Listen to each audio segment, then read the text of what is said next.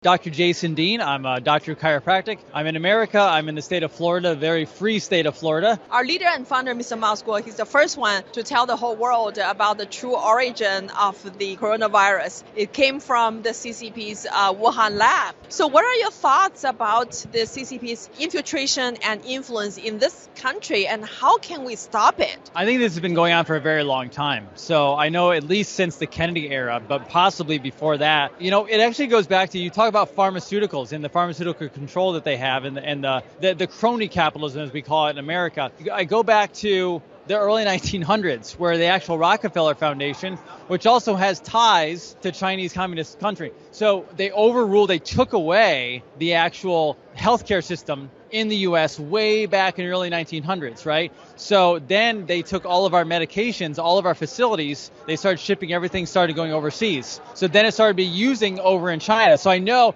unfortunately, you have lots of slave labor camps over there as well, because they're forcing your people to make products and medications for our people, which is actually completely a tragedy. It's not only for us, but obviously we don't want, as Americans, we don't want to enslave the Chinese people. Obviously our politicians do, a lot of our corporate masters do, but the American people do not want that. So in reality, America says we're fighting for our sovereignty and fighting to gain America back, but we're not just fighting for America. We're fighting for, it's a global situation at this point, and China's been taken over for so long, we have to stand up for other people as well. So yeah, absolutely. We are fighting very, very hard to do this. And I found out about you guys. How did you find out about the new federal state of China? I actually found out online. In some of my research, I actually stumbled upon it. I thought it was interesting, and it goes back because I did a little bit of research on the Uyghur and finding out just the genocide that was happening, right? So I learned a long time back, and then,